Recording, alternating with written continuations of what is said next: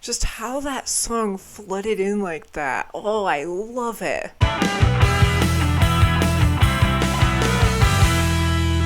Hello everyone and welcome back to my channel. I am Molly, and in this video I'm going to be listening to the album The Great Southern Trendkill by Pantera. Now, I've been diving into Pantera's discography here on my channel, and I'm loving what I'm hearing so far. They always bring so much heaviness to their music. And the last album of theirs that I listened to was Far Beyond Driven, which was amazing, but you guys kept saying in the comments that The Great Southern Trendkill somehow goes even heavier. And this is the band's 8th studio album that they released in 1996. So yeah, I'm very excited to check this one out and see what I'm going to think of it. All right, getting this album started is the title track, The Great Southern Trendkill.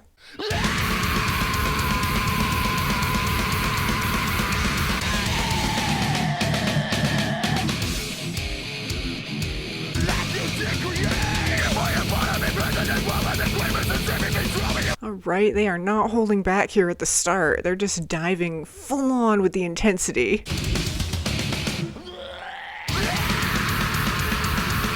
I love these guitars. Just so much intensity to him, and his vocal delivery too. It almost sounds like he's throwing up or something. It's like this purge of energy.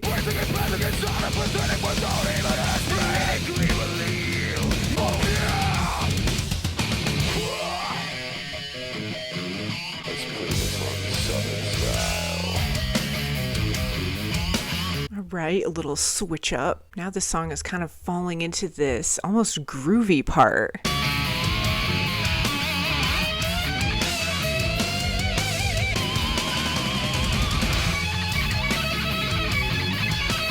This guitar solo, it's like it just keeps changing styles almost. It's really cool. They're throwing like 3 different sounds into one solo.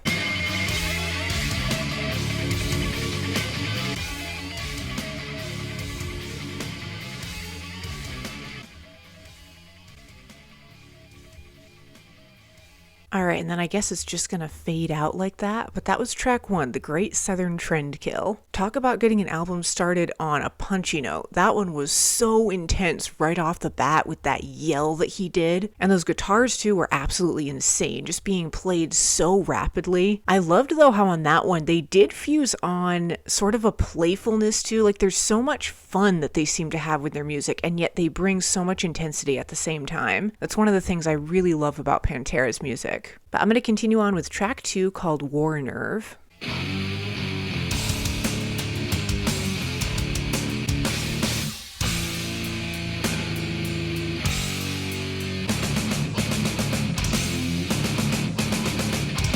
I love how hollow these drums sound.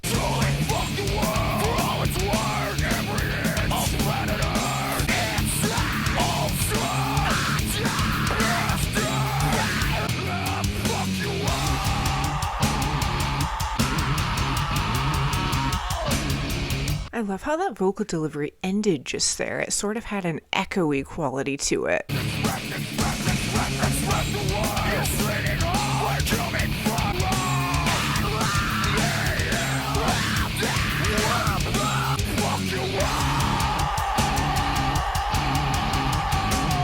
I love how on this song, it's like parts of it they're stretching out and they're making really long and languid with their sound. And then it's interjected with these extremely short, sharp bursts of intensity.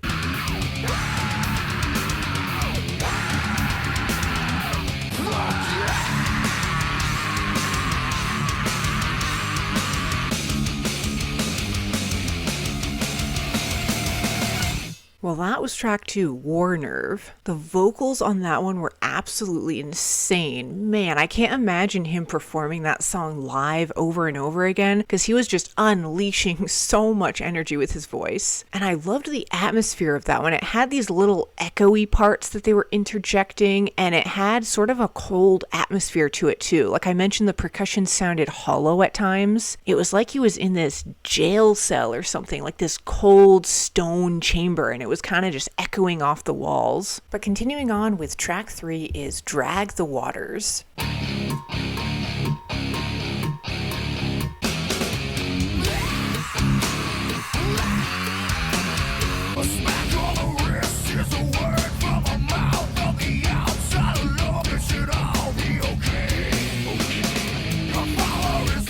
The second little whispered okay there. It's just so ominous with its tone.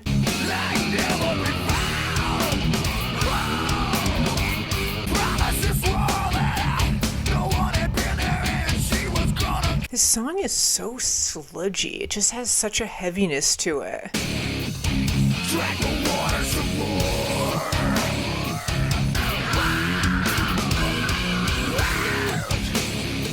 That just sounded like some distortion there on the guitar for a second.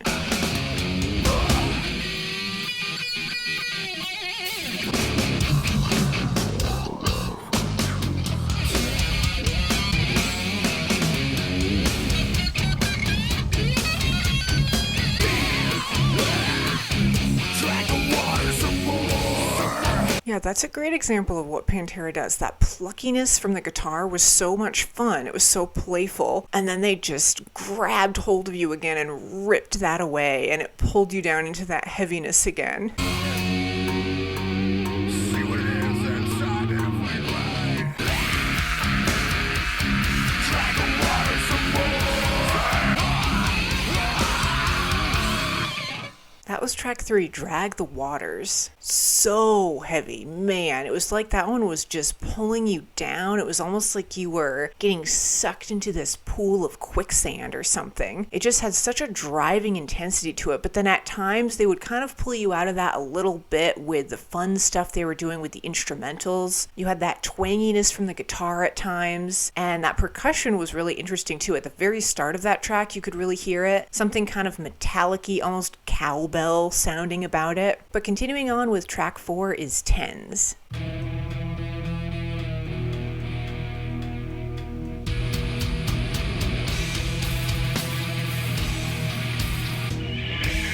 skin is cold. Fruitless die. It was tempting and bad. Yep, I just got goosebumps there. Just how that song flooded in like that. Oh, I love it. They can't destroy my body. Like life itself. Colliding slow. What they're doing with the vocals on this track is really interesting. It's setting such a cool atmosphere, having that second set of the whispered kind of talking vocals.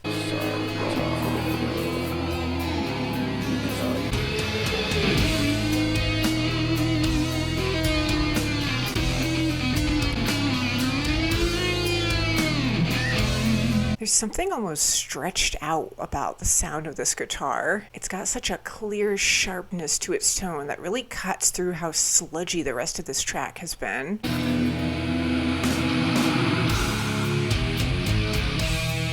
can't destroy my body. Like life itself, like life.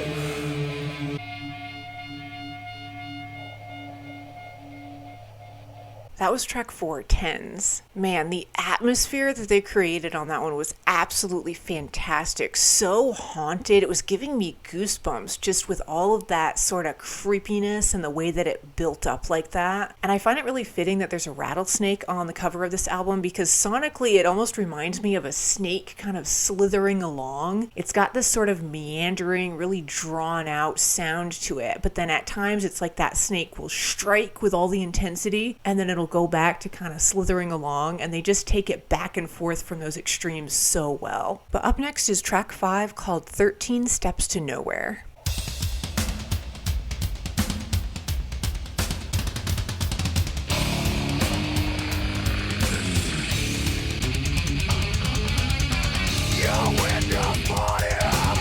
I loved that bass just there. That really shone through.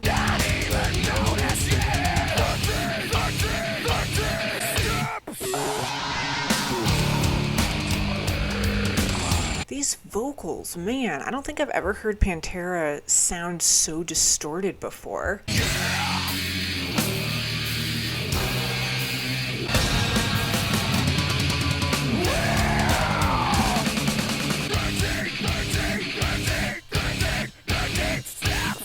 That was track 5, 13 Steps to Nowhere. Honestly, I just had a blast listening to that one. So much going on. They were doing so many cool effects and everything with the sound. That vocal distortion was very prominent at times. It gave that track a really cold atmosphere. And then all of those sounds going on toward the end, it was just like things kind of crashing and clanging around. Just a whirlwind of sound, that's for sure. But I'm going to continue on with track 6 called Suicide Note Part 1.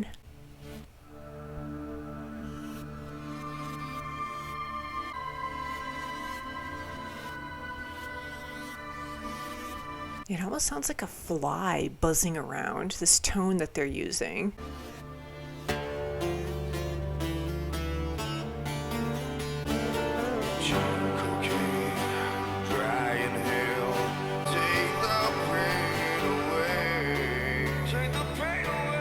There's such a twanginess to this one. It almost sounds like a country song. Would you look at me now? Would you look at me now? Can you tell I'm with the scars on my wrist to prove I'll try again? Try to die again.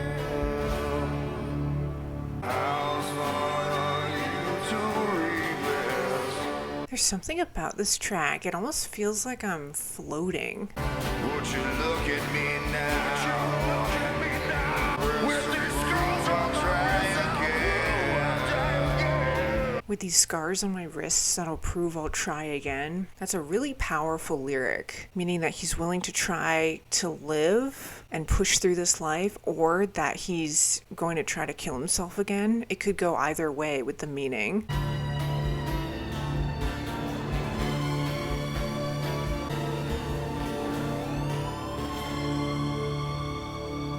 That was track 6, Suicide Note Part 1. A very unexpectedly lighter, more melodic song for Pantera. And it kind of felt like I was floating at times when I was listening to that track. It just had such a lightness to it. And I loved how twangy it was too. Like I said, it kind of had a country flair almost to the sound. But continuing on with track 7 is Suicide Note Part 2. So I'm thinking this is going to be like a follow-up track to that last one. We'll have to find out.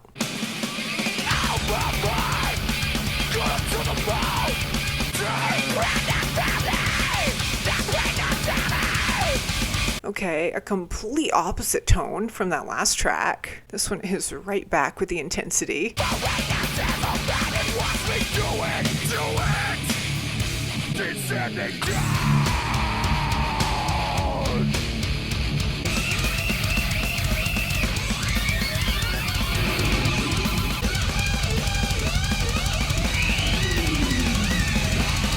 Bass I'm noticing there is just total chaos unleashed. All of the sounds coming at you.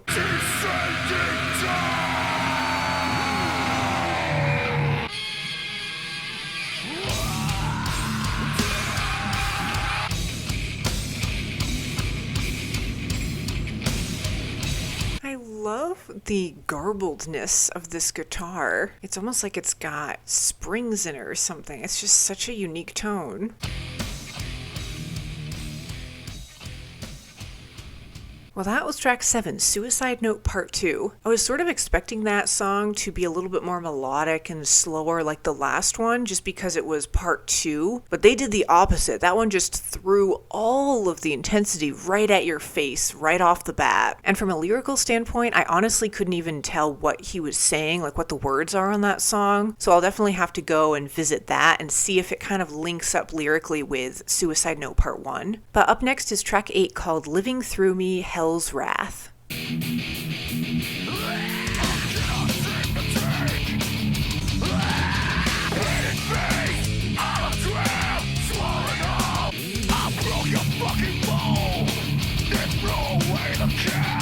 They definitely bring the brutality with their music, don't they? I love it. They do not hold back. Don't breathe for murder. Now you're living through me.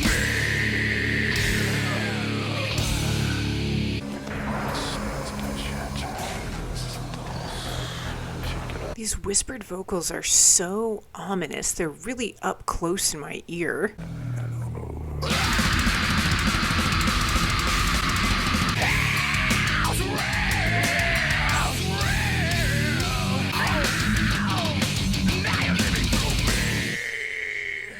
That was track 8, Living Through Me, Hell's Wrath. Such a whirlwind of a track. That one was just yanking me all over the place. They hammer you over the head with all of that intensity, and then about halfway through that track, it kind of stopped, and it took on that really ambient, haunted tone with the whispered vocals, and then all of that intensity just all of a sudden came back. It's like you get whiplash listening to Pantera's music. They just throw you all around. They have all of these different genres and atmospheres, too, that they capture with their music. All right, moving on to track 9 is Floods.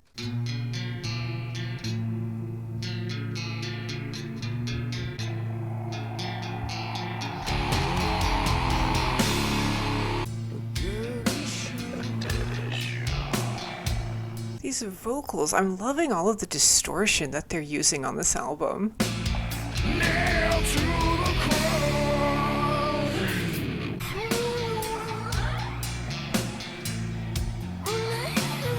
With the flood.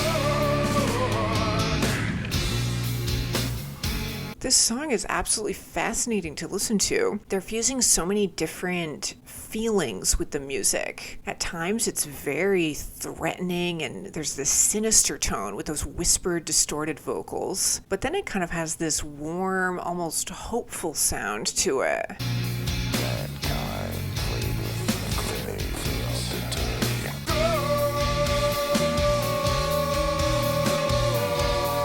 It sounded like some harmonizing just there on that vocal delivery.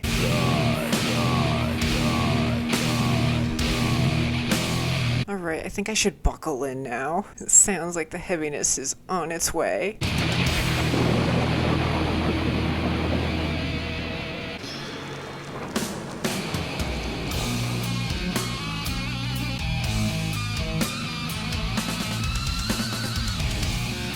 I love the contrast of the guitar and the bass right here. It's such a beautiful pairing of that heavy sludge sound, and then the guitar is kind of rising up out of that.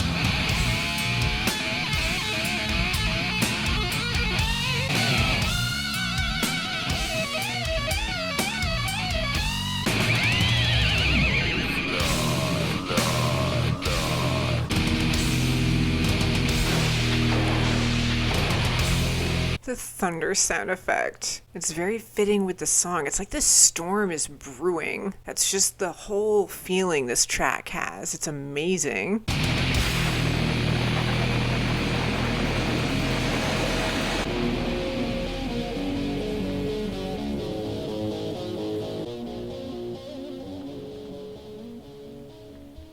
That was track 9, Floods. That song took me on an amazing journey with its sound. Man, they did an absolutely fantastic job of creating such an amazing, well-developed atmosphere on that one. You had the rainfall at the end, that thunder sound effect, and then just the little things they were doing with the instrumentals too, the push and pull between all of the energy, and then they would kind of pull that back and it would be a lot more restrained with its tone. They struck that balance between the two absolutely perfectly on that song.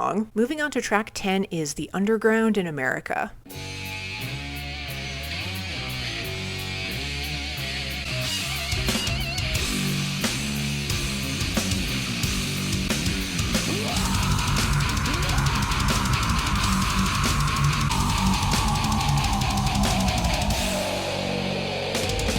He holds that vocal delivery for so long. It's very impressive.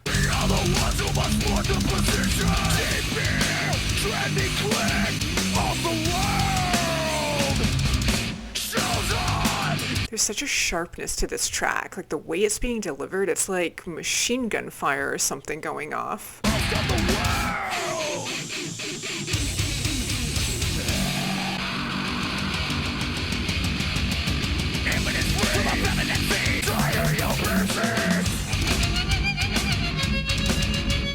That is an interesting sound. Was that the guitar?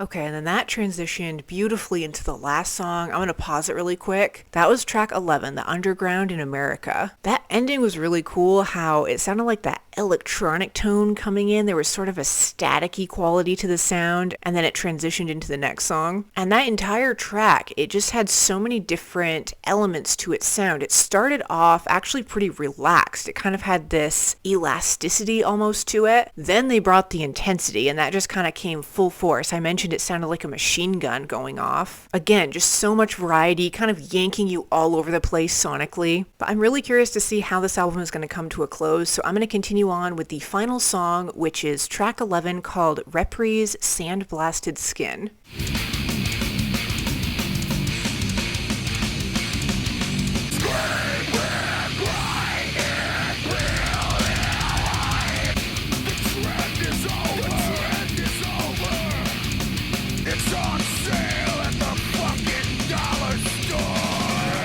Oh man, I love how they fuse on a lot of humor with their music. Like, it just sounds like they're having fun, even though there's so much intensity.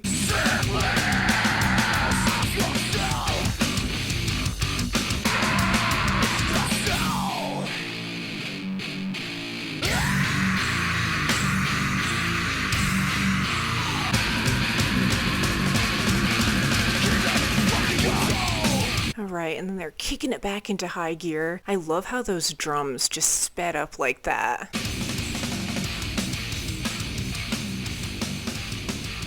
Alright, and that sounds like this track is fading out, but it's only halfway over.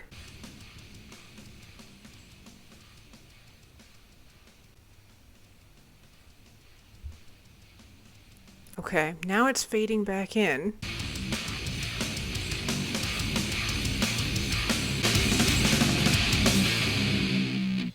Well, that was track 11, Reprise, Sandblasted Skin. It was almost just like a continuation of the last track. It was kind of like those last two songs were the finale of this album. And with that ending too, it was interesting. The song faded out at the 3-minute mark, and then it kind of faded back in at the very end around the 5-minute mark. In that sense, it kind of reminded me of the song Rain When I Die by Alice in Chains. They did that too. It fades out and then it comes back in even louder at the end. But absolutely fantastic. Just a blast of energy to bring this album to a close. Well, that is going to conclude my reaction to the Great Southern Trendkill, the 8th studio album from Pantera. I don't even know where to start with this record. The heaviness was absolutely brutal. I was really impressed too with the variety of different sounds and stuff that they were utilizing on this thing. Very creative and just always something new to pick up on. Track 3, Drag the Waters, was certainly a standout. I loved how pulled down and heavy that one was. And then track 9, Floods, was absolutely amazing. I loved every second of that song. It really took me on a journey when I was listening to it. And I think my favorite song with one listen to this album is track 4, Tens. I had goosebumps almost that entire time, but needless to say, this entire album was absolutely brilliant. It might be in contention to be my favorite Pantera record yet, and I am so excited to check out Reinventing the Steel now. I know that's the next one up in my little Pantera series that I'm doing here on the channel. But yeah, as usual, thank you all so much for watching. Stay tuned, and I'll see you in the next video.